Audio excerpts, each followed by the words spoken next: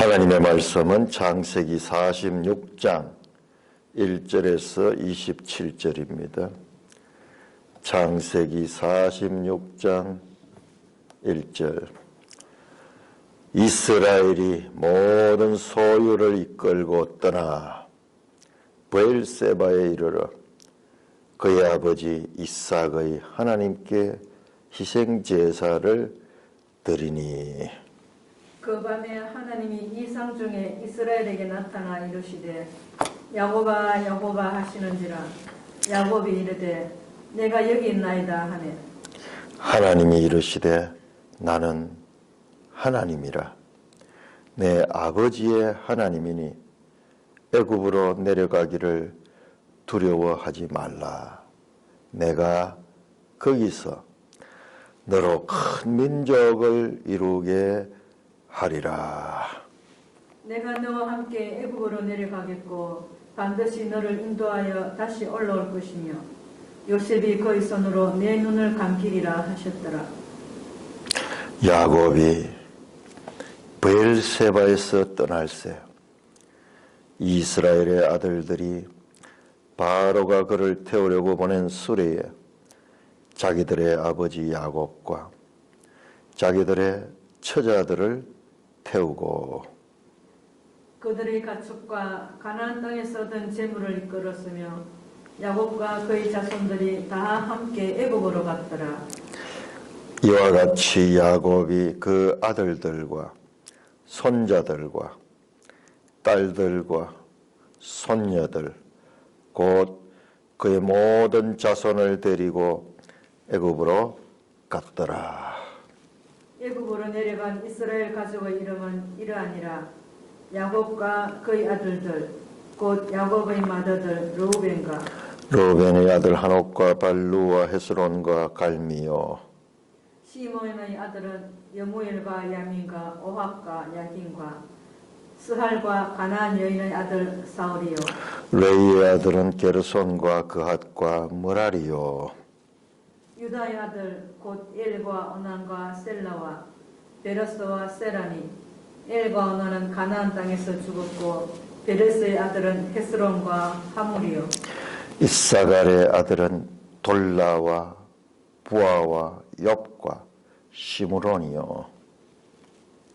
스불론의 아들은 세렉과 엘론과 얄르엘이니. 이들은 레아가 밧담 아람에서 야곱에게서 난 자손들이라. 그 딸 디나를 합하여 남자와 여자가 33명이며 가스의 아들은 시병과 학기와 순이와 에스본과 에리와 아로디와 야렐리요. 아셀의 아들은 임나와 이스와와 이스위와 부리아와 그들의 누이 세라며 또 부리아의 아들은 헤벨과 말게리니. 이들 라반이 그의 딸 레아에게 준 실바가 야곱에게 낳은 자손들이니 모두 16명이라. 야곱의 아내 라헬의 아들 곧 요셉과 베냐민이요. 애굽 땅에서 온의 제사장 보디베다라의 딸 아스낫이 요셉에게 낳은 므낫세와 에브라임이요. 베냐민의 아들 곧 벨라와 베겔과 아스벨과 게라와 나아만과 에히와 로스와 물빔과 훔빔과 아로시니. 이들은 라헬이 야곱에게 낳은 자손들이니 모두 14명이요. 단의 아들은 후심이요. 납달리의 아들 곧 야스엘과 구니와 예시엘과 살렘이라. 이들은 라반이 그의 딸 라헬에게 준 비라가 야곱에게 낳은 자손들이니 모두 7명이라. 야곱과 함께 애굽에 들어간 자는 야곱의 며느리들 외에 66명이니 이는 다 야곱의 몸에서 태어난 자이며 애굽에서 요셉이 낳은 아들은 2명이니 야곱의 집사람으로 애굽에 이른 자가 모두 70명이었더라. 아버지 하나님, 은혜를 감사합니다. 이 아침도 죽을 수밖에 없고 연약하기 짝이 없는 땅의 티끌로 만들어진 존재들이 생명의 주인이며 영생하신 하나님의 말씀으로 우리의 생각을 채우게 하시니 은혜를 찬송합니다. 우리 주 예수 그리스도의 이름으로 감사하며 기도드리옵나이다. 아멘. 자, 이렇게 이제 46장은 야곱이 애굽으로 내려가는 그 과정에 대한 말씀이 시작이 됩니다. 야곱의 아들들, 즉 요셉의 형들로서는 세 번째 애굽 여행입니다. 첫 번째 양식을 얻으러 갔던 것이 42장이었고 다시 베냐민을 데리고 다시 두 번째 애굽으로 갔던 것이 43장이고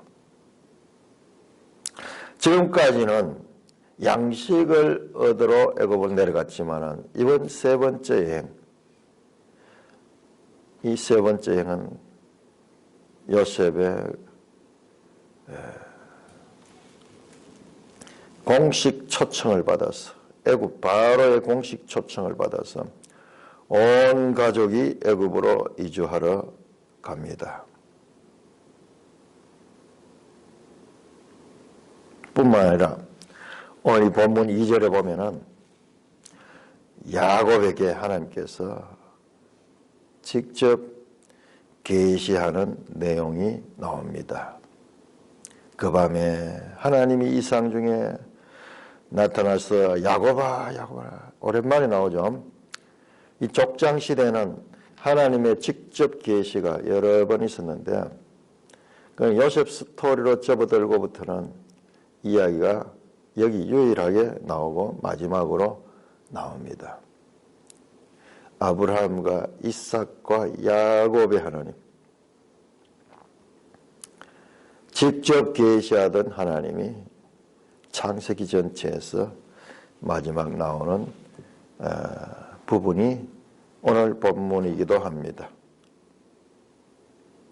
야곱은 이전에 베델로 떠날 적에 28장에서 하나님께서 그에게 특별히 나타나셔서 계시를 주셨습니다. 그가 또한 돌아올 때도 하나님께서 특별한 계시를 주셨습니다.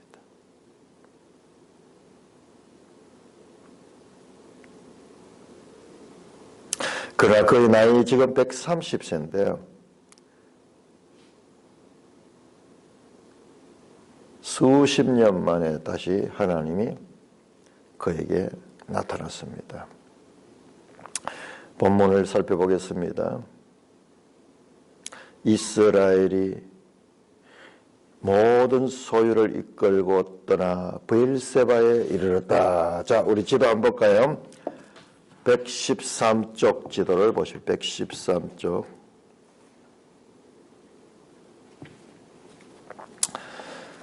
자, 113쪽 지도를 보면 우리 지금까지 창세기에 나왔던 이 배경이 거기 다 나옵니다. 112쪽과 113쪽에 보면은 거기 초록색 라인은 이 요셉이 애굽으로 먼저 팔려갔던 그 길이고 지금 그 아래에 보면 붉은색 화살표가 나오는데요.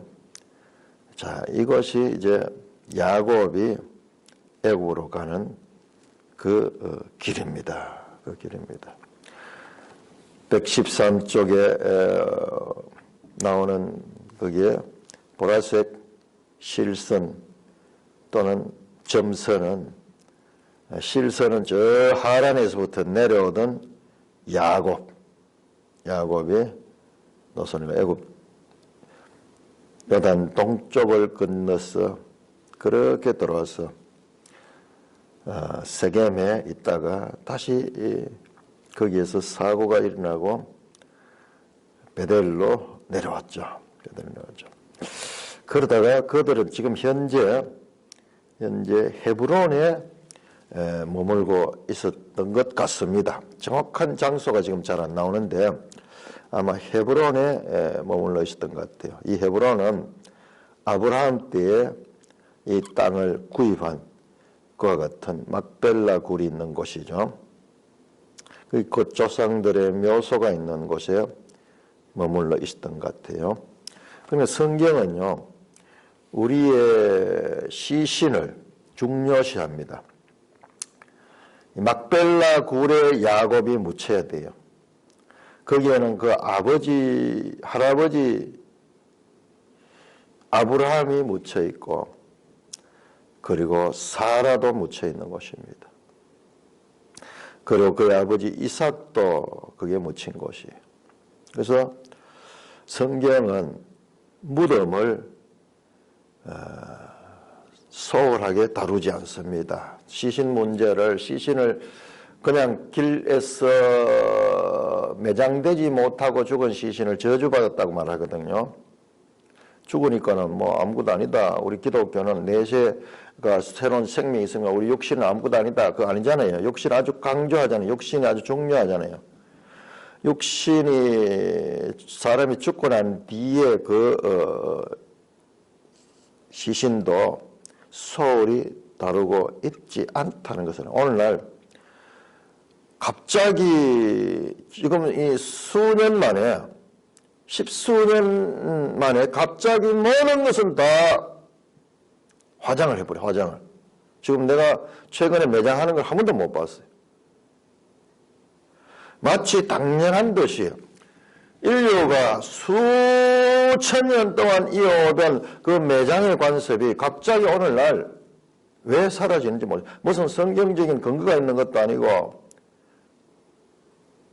세상의 풍조예요. 이 화장하는 법은 저 인도라든지 저 이방에서는 오래전부터 있던 풍습입니다. 풍장이라든지 이 화장이라든지 화장 많이 하잖아요. 불교에서는 그 사람 죽으면은 그 유명한 스님들 죽으면은 불로 태워가지고 뭐 사리를 뻗니 그렇게 이야기하잖아요. 성경에 그런 거 없습니다.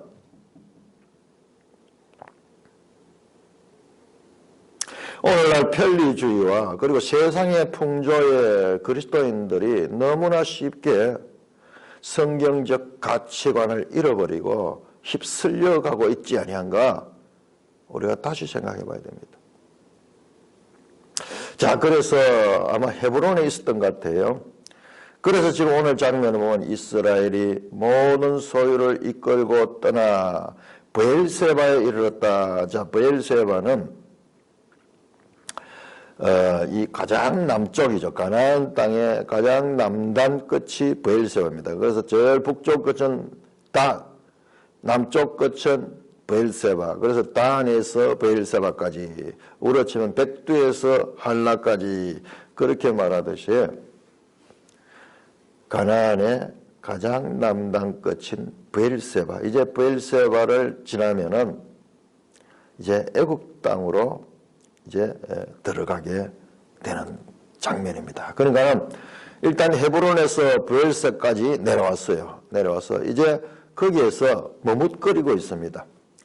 이스라엘이 모든 소유를 이끌고 떠났다. 이 모든 소유를 이끌고 떠날 때는 보니까는 이제 확신을 가지고 떠났는데 이제 브엘세바에 이르러서는 거기서 멈춥니다. 자, 이 땅이 어떤 땅입니까? 이 땅이 그 할아버지 때로부터 하나님께서 인도한 약속의 땅이었습니다. 그런데 이 약속의 땅에 기근이 생기니까는 일단 살기 위해서 떠나기로 마음을 먹었는데 막상 떠나려고 하니까는 그것이 쉽지 않은 거예요. 눈앞에 현실은 떠나야 되는 그와 같은 절박한 상황이 있지만은 그러나 이 땅은 함부로 떠날 수 있는 그런 땅이 아니라 약속의 땅이었다. 저 멀리 메소포타미아에 있던 아브라함을 불러서 오게 하셨고 그 시신이 있는 땅이고 그 아버지의 고향이죠. 이삭 같은 경우에 여기서 태어났으니까 고향이고 뭐 고향 가는 게 딴 거 있습니까? 그게 고향이죠. 근원으로 따지고 보면은 다 우리는 이주한 사람들이에요. 그 고향이죠. 그 고향을 떠나는 데 있어 가지고 야곱은 마음이 편치 않았던 것 같아요. 약속의 땅을 떠나는데 확신이 없었던 것 같습니다. 현실은 당면한 현실은 그를 떠나게 했지만은 그러나 막상 떠나려고 하니까는 확신이 없었던 것 같습니다. 자, 그래서 그의 아버지 이삭이 하나님께 희생제사를 드렸다. 희생제사를 드렸다. 자, 이때는 성경이 따로 있는 것도 아니고 하나님이 또 체계적인 뭐 신앙의 법을 가르쳐 준 것도 아니고 그냥 그 조상의 하나님, 자기 아버지가 믿던 하나님을 따라 믿는 거예요. 그 아버지의 하나님. 그의 아버지 이삭의 하나님께 희생제사를 드렸다. 희생제사는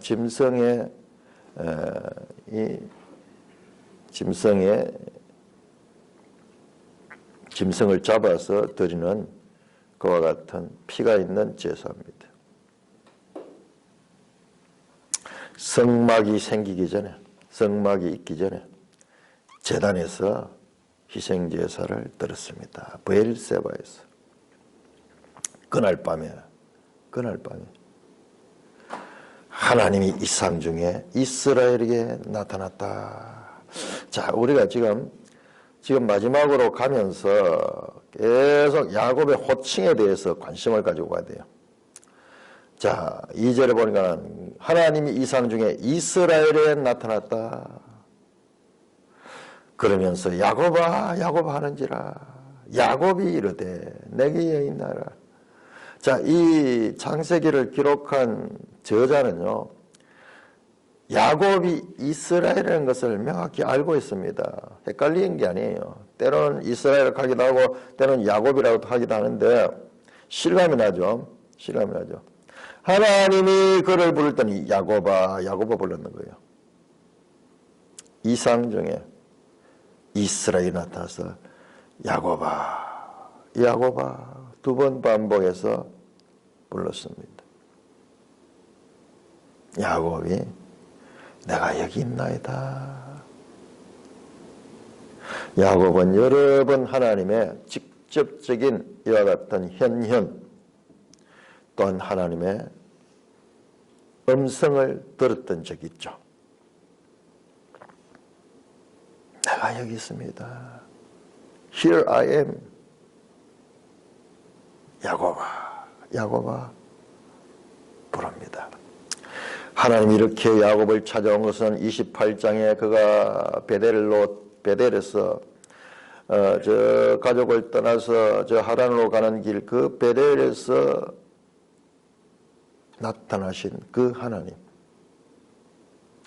또한 세겜의 큰 세겜에 있을 적에 그때 인도하신 하나님,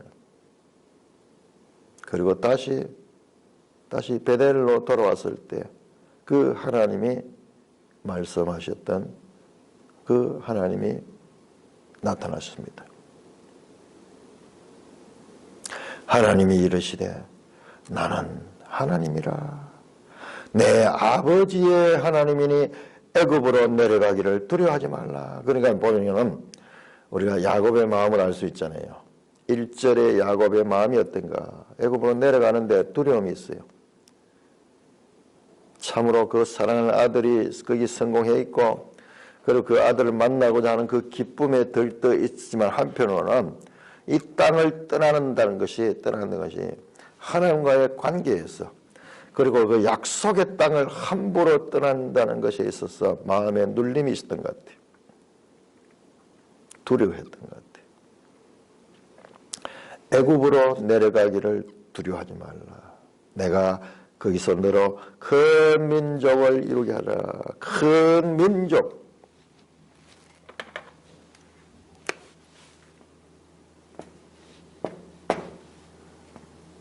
고이 민족하니 고이입니다. 고이 가도르.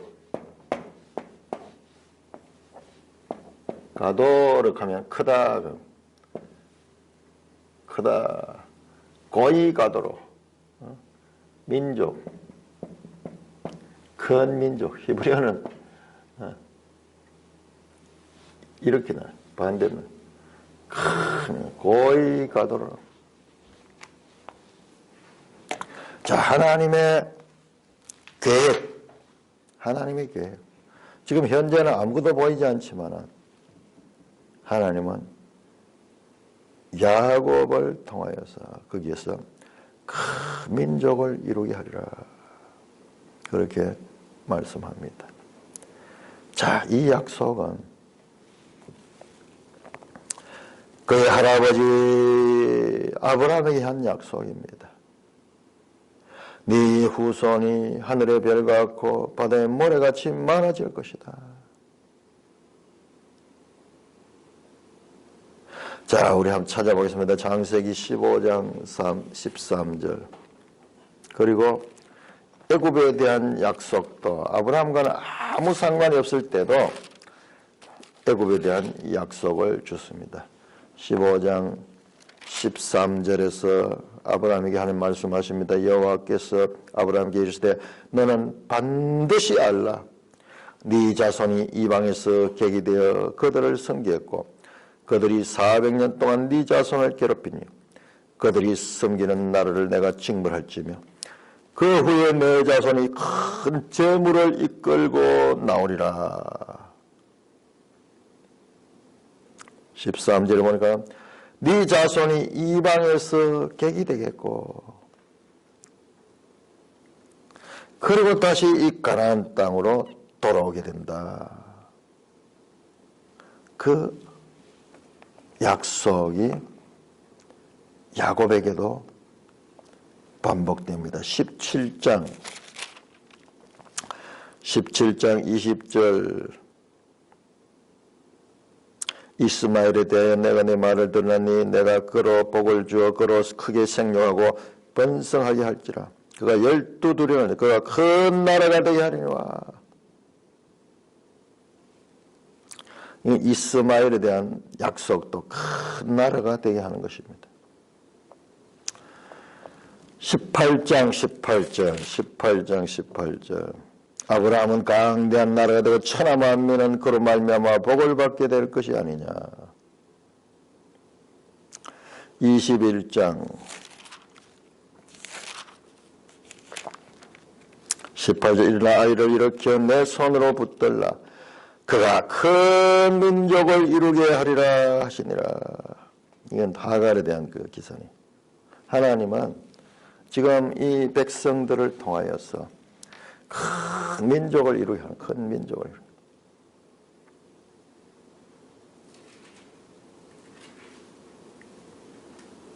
내가 너와 함께 애굽으로 내려가겠고 하나님께서 함께 애굽으로 내려가겠다고 합니다. 자, 지금까지 우리 봤던 건 아브라함과의 관계고 31장 한번 보세요. 야곱에게 나타나신 하나님. 31장 3절 하란을 떠날 때는요. 바담 아람을 떠날 때 하나님께서 말씀 31장 3절에 여호와께서 야곱에게 네 조상의 땅 내 족속에게로 돌아가라. 내가 너와 함께 있으리라. 그 바담 아람에서 가나안으로 돌아올 때 하나님께서 함께 있겠다고 말씀하셨습니다. 그 하나님이 같은 동일하신 하나님이 이제 그가 가나안 땅을 떠나 애굽으로 내려갈 때도 지금 같은 말씀을 하십니다. 내가 너와 함께 애굽으로 내려가겠다. 반드시 너를 인도하여 다시 올라올 것이며 내려갔다가 거기에 영원한 것이 아니고 반드시 너를 인도하여 다시 올라올 것이다. 요셉이 그의 손으로 내 눈을 감기리라. 야곱이 죽은 다음에 너를 다시 올라오게 할 것이다. 네 무덤은 그 네 조상이 있는 그 헤브론 땅에 묻히게 될 것이다. 그 말씀이네요. 뿐만 아니라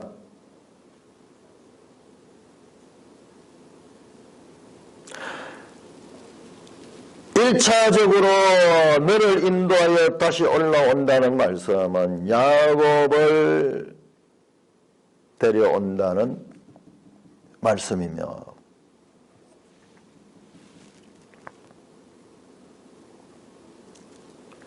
그리고 이건 50장에 창세기 50장 13절에 이제 야곱의 시신이 이곳으로 올라옵니다. 그러나 궁극적으로는 반드시 너를 인도하여 다시 올라올 것이고, 여기 이 너는 인도하여 다시 올라온다. 여기 너는 야곱에 포함된 야곱의 후손들을 가르칩니다. 이스라엘. 야곱의 이름이 이스라엘. 야곱이 올라오는 것은 이스라엘이 올라오는 것이다. 이것은 여호수아 때야. 지금부터 400년 후에 여호수아 때 다시 올라올 것에 대한 말씀이 함축되어 있다는 것을 우리는 알게 됩니다. 우리는 지금 이 역사를 다 알기 때문에. 자, 우리가 성경을 가지고 있으면서 성경이 어떤 책인가를 잘 정리를 못하고 있거든요. 성경이 어떤 책인가를 잘 정리하기 위해서 성경을 알아야 돼요. 성경을 전체적으로 알면 알수록 성경은 세상의 다른 책들과 완전히 다릅니다. 제가 지난 설교 때도 말했지만 삼국지가 이 세상에 인간이 썼는 책 중에서 가장 스펙타클하고 가장 이 광활하고 그리고 어마어마한 등장인물들을 통해 가지고 우리의 시야를 넓혀주는 책이라고 알려져 있지만은 그것은 불과 시간적으로도 100년도 되지 않고 공간적으로도 저 중국 대륙이에요. 중국 대륙. 위나라, 청나라, 오나라 이 삼국의 이야기. 어마어마한 인간들이 나오고 거기에 무슨 전술이 나오고 그래서 삼국지가 스케일이 크다고 그렇게 알려졌지만 성경도 한 그 정도 안 되겠나? 아니에요. 그 정도가 아니에요. 삼국지 정도는 성경에 치면 한 장도 안 되는 그런 분량이 지나지 않습니다. 저 태초부터 시작해서 마지막 미래적 종말에 이르기까지 성경을 잘 모르니까 우리가 그와 같이 비슷하게 비유를 한대요. 비유 대상이 아니에요. 그것은 통에 한 방울에 물에 지나지 않을 정도고 광풍 속에 티끌에 지나지 않을 정도로 삼국지는 아무것도 아니에요. 성경을 가르치면서도 우리 성경이 가지는 그 내용을 모르니까는 비유를 해도 그런 정도로밖에 하지 못하는 거예요. 어마어마한 인간 군상들의 등장과 그들뿐만 아니라 그들의 후손의 후손까지. 지금 여기 이 말씀 하나에도 지금 400년, 500년의 간격이 있는 그와 같은 내용들이 여기 함축되어 있는 거예요. 그런데 그걸 우리는 알고 있어. 우리는 이것이 출애굽기를 통해서 이들이 나중에 이제 400년 후에 나오게 될 것이고 저 여호수아서를 통해서 그 땅으로 다시 들어가게 될 것을 알고 있는 거예요. 그러니까 우리는 이 성경을 가지고 세상의 역사가 어떻게 전개되는가를 알 수 있는 그와 같은 지혜를 배울 수가 있는 것입니다. 그 하나님 말씀 속에 반드시 너를 인도하여 다시 올라오겠다. 그러니까는 야곱이 살아서 오는 것 같잖아요. 우리 성경 본문은 야곱은 죽어서 옵니다. 그렇지만 그 후손들은 야곱의 후손들을 하나님께서 직접 인도해서 가지고 여호수아를 씌워가지고 인도해서 다시 이 땅을 차지할 수 있도록 하겠다는 약속이, 이중 약속이 여기에 들어있다. 근거리의 약속, 1차 약속과 그리고 궁극적 약속이 우리 성경 속에는 있다. 그것도 더 궁극적인 것은 이 가나안 땅으로 다시 돌아오는 것이 궁극적인 것은 하나님 나라로 편입되는 거죠. 하나님 나라로 들어가는 거죠. 5절입니다. 야곱이 브엘세바에서 떠날 때. 그러니까 우리 이 행간에 브엘세바에 이르러서 그리고 브엘세바를 떠날 때 그 행간에 확신 있는 출발을 하게 되는 것을 보게 됩니다. 그 행간에 하나님이 야곱에게 말씀하셔서, 하나님의 말씀은 절대적 진리예요. 인간의 생각은 흔들리기도 하고 또 일로 치우치고 절로 치우치지만 하나님 말씀은 절대적입니다. 그와 같은 하나님의 계시와 명령이 있자 야곱은 브엘세바를 과감하게 떠납니다. 자, 이때 보니까는 이스라엘 아들들이 바로가 그를 태우러 보낸 수레에 자기들의 아버지와 야곱과 자기들의 처자를 태웠다. 비로소 지금까지는 수레를 안 탔는지도 몰라요. 우리가 알 수는 없지만은 헤브론에서 브엘세바까지 올 때는 어떻게 왔는지 그 이야기가 없어요. 그냥 떠났다 되는데 여기서 그를 태우려고 보낸 수레의 아버지와 그리고 자기들의 처자들, 어린이들과 여인들을 태웠다. 수레도 큰 수레가 여러 대가 있었던 거예요. 여러 대가. 그러니까 여기까지 올 때까지는 아직까지 안 탔을지도 몰라요. 그 정도로 야곱이 브엘세바를 떠난 데 있어서는 하나님의 뜻에 대한 확인이 필요했던 것 같아요. 확인이 필요했던 것 같아요. 비로소 이제 애굽행 수레에 오릅니다. 6절입니다. 그들의 가축과 가나안 땅에서 얻은 재물을 이끌었으며 야곱과 그의 자손들이 다 함께 애굽으로 갔더라. 이렇게 이제 홀가분하게 마음의 갈등을 떨이고 하나님의 말씀을 따라서 이제 행동을 합니다. 7절 이와 같이 야곱이 그의 아들들과 손자들과 딸들과 손녀들 곧 그의 모든 자손을 데리고 애굽으로 갔더라. 참 오늘날 우리 현대인들이 잘 느끼지 못하는데 이게 불과 수십 년 전만 하더라도 우리도 다 이랬어요. 할아버지 되면은 그 손자, 손녀들이 얼마나 많은지 몰라요. 심지어는 정손자, 정손녀들까지 보잖아요. 많은 자손들이 이제 그 할아버지와 함께 애굽으로 내려갑니다. 자, 8절입니다. 애굽으로 내려간 이스라엘 가족의 이름은 이러하니라. 쭉 하면서 지금 70명의 애굽으로 내려간 야곱의 그 아들들과 딸들과 손자, 손녀들의 명단이 쭉 나옵니다. 자, 이걸 보면은 요셉 이야기가 아니라 야곱의 아들들의 이야기다. 자, 37장 2절에 야곱의 족보다. 그런데 이 족보라는 표현보다 내력이다 하는 게 맞죠? 내력. 야곱의 그 아들들의 그 이 내력이다. 내력. 톨레도트. 족보로도 번역할 수 있고 내력이라고도 번역할 수 있죠. 자, 긴 우리 성경에서 이만큼 긴 게 어디 있어요?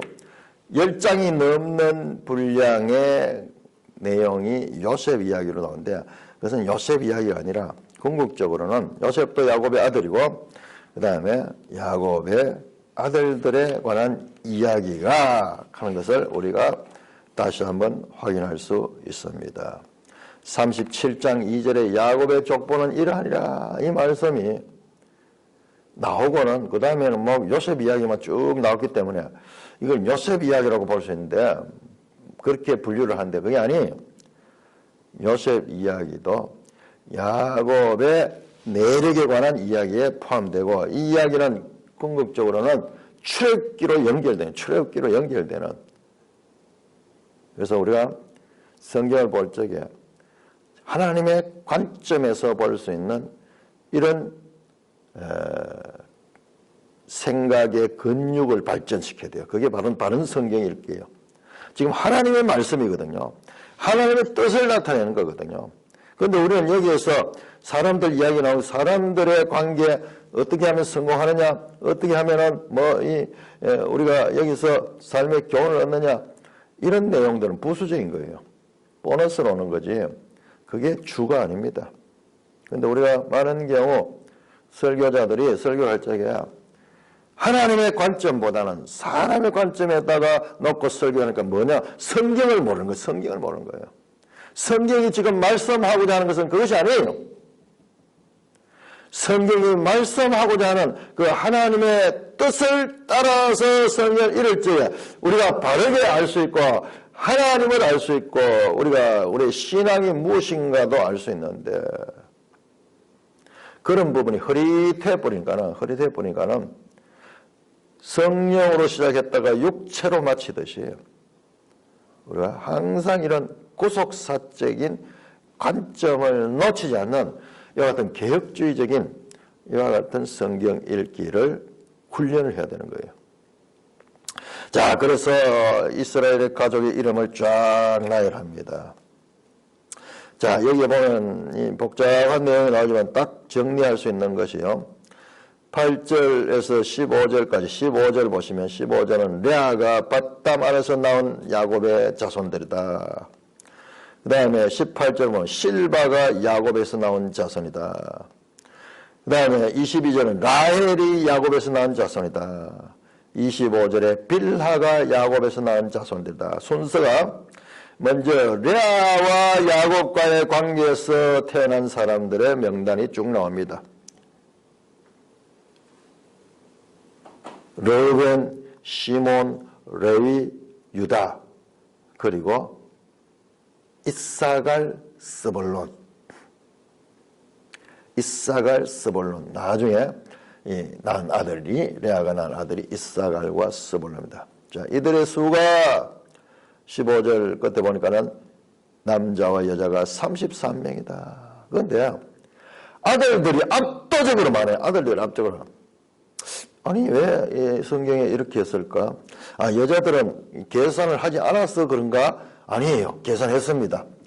15절 보면 딸 디나를 합하여 남자와 여자가 33명이니 여자를 수에 안 쳤는 거 아니에요. 성경에서 중요한 내용만 그렇게 하고 좀 중요하지 않은 건 생략했는 거 아니 생략했다 그러면 이런 것도 생략이 돼야 돼요. 아니 그 뒤에 보면은 또 딸들의 이름이 나옵니다. 자, 17절에 보면 아셀의 아들은 임나와 이서와 이서위와 브리아와 또 그들의 누이 세라며 누이가 따로 나오잖아요.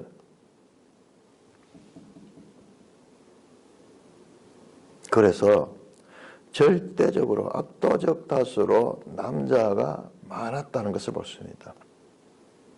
그 시에 관한 이야기, 시 하나님께서 이스라엘 시를 통해서 그 뜻을 이루어가는데 생략한 것이 아니고 절대적으로 남자가 많은 가정이었다. 그것을 우리가 알 수 있습니다. 그런데 우리가 지금까지 나온 내용도 자세히 보면은 그러면 결혼할 대상이 이 가족에는 없잖아요. 그러니까 외국인 여자들과 결혼했어요. 요셉 경우도 지금 애굽 여인과 결혼했고 지금 이 유다 경우도 가나안 여인과 결혼했잖아요. 그러니 시가 지금 후손을 퍼뜨리는 데 씨가 아주 중요한 역할을 하기 때문에 남자가 압도적으로 많은 게 아닌가 그렇게 생각할 수가 있겠습니다. 자, 16절부터 18절까지는 레아의 여종이었죠. 결혼할 때, 옛날에는 결혼할 때 여종도 같이 따라왔어요. 나는 그런 이야기가 저 나무나라 이야기인 줄 알았더니만 우리 할머니도 그랬더라고요. 우리 할머니가 시집 올 때 여종을 데리고 왔다 그래요. 이런 것이 아주 동서고금의 그런 풍속이었던 것 같아요. 그 실바가 라반이 그의 딸 레아에게 준 실바가 야곱에서 나온 자손이다. 모두 16명이다. 그 다음에 19절에 보니까 라헬의 아들 요셉과 베냐민. 여러분 보세요. 거기 보면 요셉에 의해서 므낫세와 에브라임. 므낫세가 장남이고 에브라임이 차남입니다. 그 다음에 베냐민은 아들들이 얼마나 많은지 뭐 10명인데 베냐민. 베냐민 아들 벨라, 베겔, 아스벨, 게라, 나만, 아히, 로스, 묵빔, 후빔, 야롯. 아마 베냐민은 조언했던 것 같아요. 아버지가. 그 라헬의 후손은 베냐민 하나밖에 안 남았으니까는 일찍 결혼을 시켜가지고 그래서 많은 자녀를 두고 있습니다. 자, 이들은 라헬이 야곱에서 낳은 자손 둘이 요셉과 베냐민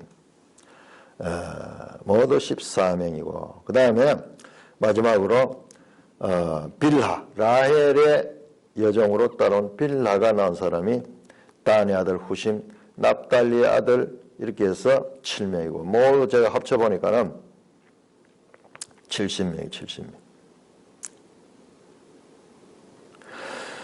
26일 야곱과 함께 애굽에 들어간 자는 야곱의 며느리들 외에 66명이 이는 다 야곱에서 몸에서 태어난 자 야곱의 몸에서 태어난 자 애굽에서 요셉이 낳은 아들 2명 야곱 집 사람으로 애굽에 이른 자가 모두 70명이었더라. 자 70명 70명 70은 7 곱하기 10이에요. 7 곱하기 10 우리 매일 이 장세기에서 톨레도트 족보 많이 나왔죠. 족보 10개 족보 나왔죠. 족보 10개. 그 다음에 그 가운데서도 또 이 전체 족보가 10개였고 아담부터 노아까지 10대. 노아에서 그 다음에 데라까지 10대. 10이라는 숫자가 아주 중요하게 다루어져 있습니다. 그 다음에 7도 아주 중요하다. 7도 7일 만에 6일 동안 천지를 창조 7일에 완성했죠. 안식하죠. 그리고 7이라는 숫자도 아주 중요한데 여기 특별히 지금 여기와 인크로즈로 있는 건 70민족, 70민족.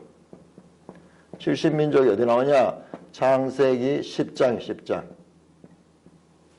셈과 함과 야벳의 아들들로 인해서 이 땅의 모든 인류가 이렇게 시작이 되는데 그때 창세기 10장에 70민족이 나오고 지금 창세기 46장에서 70인이 나옵니다. 70인.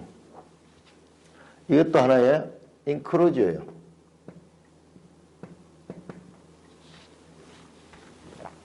자, 여기는 온 땅의 민족 70이고 여기는 이제 하나님의 나라 하나님 나라를 세우게 될 70인의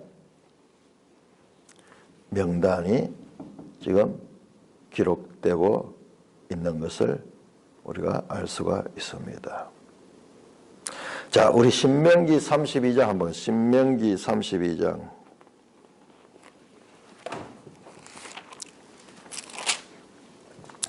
신명기 32장 8절 신비한 말씀이 나옵니다.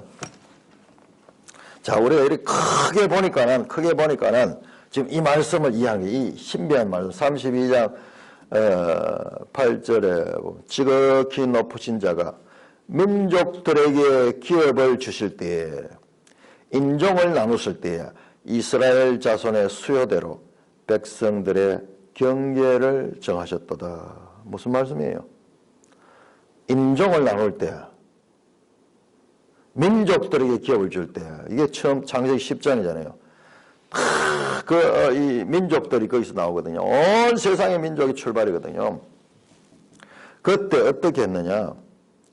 이스라엘 자손의 수요대로 백성들의 경계를 정했다. 이 말씀인 것 같아요. 이 말씀. 이 70인의 이스라엘 자손의 70인의 수요대로 이 70민족에게 이 땅을 나눠줬다 하는 말씀으로 해석될 수가 있는 것 같아요. 성경에서는 70장로가 나오고 70년 포로시가 나오고 그리고 다니엘서의 71회. 그런데 이 성경을 번역할 때도 이 70인역으로 번역했어요. 70인역. 그 다음에 신약 성경에도 70제자가 나옵니다. 12제자 말고 70제자가 나오죠. 요한복음에는 7이라는 숫자가 계속 반복되어 있죠. 7번의 이적들, 7번, 7이라는 숫자가 계속 반복됩니다. 성경은 수비학을 가지고, 수비학 하는 건 뭐냐 하면 이 속에 이 수가 나오는데 수의 상징과 수가 질서를 가지고 나타난 책이에요. 그냥 어수룩한 옛날 이야기 같이 나오는 것 같지만은 정교한 수로서 이루어진 것이 성경입니다. 우리가 지금 알고 있는 것만 해도 그런데 우리에게 알려지지 아니한 수가 성경 속에 다 그 배후에 깔려 있습니다. 자, 우리 사도행전 7장 한번 사도행전 7장 중요한 내용인데요. 자, 사도행전 7장 스데반은 지금 다르게 이야기를. 스데반은 7장 14절 보시면은 지금 스데반이 구약 성경 전체 역사를 요약해서 설교하잖아요. 지향서죠. 요셉이 사람을 보내어 그의 아버지 야곱과 온 친족 75사람을 청하였더니 75사람이 왔다고 말씀이 되고 있습니다. 그리고 70인역을 보니까는요. 70인역에 지금 여기 나오는 내용이 75명으로 되어 있어요. 애굽에 이른 자가 모두 75명이었더라. 27절이 그렇게 되어 있어요. 그래서 스데반이 지금 말씀한 건 뭐야? 70인역을 가지고 지금 성경을 알고 있고 그 70인역을 가지고 지금 말씀하고 있는 것입니다.